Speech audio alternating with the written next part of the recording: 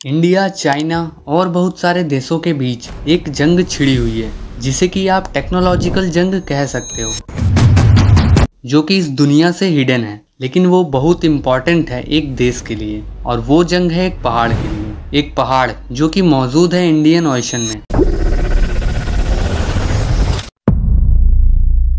Indian ocean के इस reason में एक पहाड़ है जिसका नाम है निकितिन सी माउंट, और ये अंडर वाटर पहाड़ है, मतलब पानी के अंदर मौजूद एक यूज पहाड़। अब इस पहाड़ में ऐसा खास क्या है जो इतने सारे देश पीछे पड़े हुए हैं इसके? तो इसका आंसर है मिनरल्स। मिनरल्स में भी स्पेशली कोबाल्ट। बहुत लोग कोबाल्ट का यूजेस नहीं जानते, लेकिन इसका लिस्ट बताऊं तो आप हैरान हो जाओगे, क्योंकि मैन्युफैक्चरिंग और डेवलपमेंट के बहुत सारे प्रोडक्ट्स में कोबाल्ट यूज होता है, जैसे कि बैटरीज को अक्सर लोग लिथियम से एसोसिएट करते हैं कि लिथियम मिल गया तो उस देश में बैटरीज फैक्ट्री में प्रोड्यूस होंगे अच्छे खासे। लेकिन कोबाल्ट भी एक बहुत ही क्रूशियल कंपोनेंट होता है। तो कोबाल्ट यूज होता है रिचार्जेबल बैटरीज में, एरोस्पेस में यानी एरोप्लेन के इंजन्स में, मेडिकल मशीन्स जो होते हैं जैसे कि cancer treatment machines, radiotherapy machines और बाकी बहुत सारे मेडिकल इक्विपमेंट्स में कोबाल्ट यूज होता है। फिर आता है मैग्नेट्स, जो हाई परफॉर्मेंस मैग्नेट्स होते हैं, यानी घर में खेलने वाले मैग्नेट्स की बात नहीं हो रही है, पर जो हाई स्ट्रेंथ परमानेंट मैग्नेट्स होते हैं जो कि फैक्ट्रीज में लगते हैं, उन मैग्नेट्स में भी कोबाल्ट यूज होता है। और जितने सारे इलेक्ट्रॉनिक गैजेट्स जो आप यूज करते हैं जैसे कि मोबाइल फोन, टैबलेट्स, आपका टीवी, आपका लैपटॉप, आपका पीसी, एसी, सब में कोबाल्ट यूज होता है। न्यूक्लियर पावर प्लांट में भी कोबाल्ट का हैवी यूजेस है। सोलर पैनल्स में भी यूज होता है। तो इतना सारा यूज देख के आपके मन में एक सवाल आ रहा होगा कि कोबाल्ट अगर इतना ही इम्पोर्टेंट है तो इसका प्रोडक्शन कहाँ पे होता है हमारे धरती पे, किस देश में होता है? तो ये देखो एक इंटरेस्टिंग सा graph. Democratic Republic of Congo, Africa के कांगो में से सबसे ज्यादा कोबाल्ट आता है। ग्राफ पे सेकंड रैंक पे आता है फ्रांस का न्यू कैलिडोनिया। तीसरे नंबर पे चाइना आता है। कनाडा, ऑस्ट्रेलिया, फिलीपींस, मेडागास्कर ये मेजर जगह हैं जहां से कोबाल्ट आता है, और दुनिया जहां पे डिपेंडेंट है कोबाल्ट के लिए। इस निकितिन सी माउंट में अरबों डॉलर्स का कोबाल्ट मौजूद है। तो अब आपके मन में सवाल आ रहा होगा कि अगर ये भारतीय समुद्र यानी इंडियन ओशन में मौजूद है, अब नाम ही है इंडियन ओशन, तो इंडियन ओशन में ही जब ये पहाड़ मौजूद है तो भारत जाके ले क्यों नहीं लेता चुपचाप? सिंपल है, इंडियन ओशन में जब मौजूद है, इंडियन टेरिटरी है वो ओशन का, तो इंडिया तो जाके ले सकता है उसको। तो इसका आंसर है नहीं ले सकता। देखो, इंडिया के नीचे वाला जो पूरा रीजन है इसे इंडियन ओशन कहते तो हैं, लेकिन इंडिया का जो एक्सक्लूसिव राइट होता है, और इंडिया का ही नहीं कोई भी देश ले लो, इंटरनेशनल नियमों के हिसाब से जो एक्सक्लूसिव राइट रहता है एक देश का, वो देश का जो बॉर्डर होता है वहां से 370 किलोमीटर तक का ही रहता है बस। अब समुद्र तट से 370 किलोमीटर का जो रेंज होता है, इस रेंज में एक देश कुछ भी करे, जाके एक्सप्लॉइट करे, कंजर्व करे, जो चाहे वो करे, पूरी दुनिया को कोई मतलब नहीं है। लेकिन 371वां किलोमीटर पे वो देश हक नहीं जमा सकता। तो ये 3 सी माउंट अपने कन्याकुमारी से लगभग 1400 किलोमीटर दूर है। तो कहाँ एक देश का 370 किलोमीटर तक का ही राइट रहता है और कहाँ ये 1400 किलोमीटर दूर है। तो इसीलिए इंडिया का लीगल राइट नहीं है इस जगह पे। तो नियम के हिसाब से इंडिया ने अप्रोच किया इंटरनेशनल सीबेड अथॉरिटी को। जी हाँ, सारे देशों ने मिलके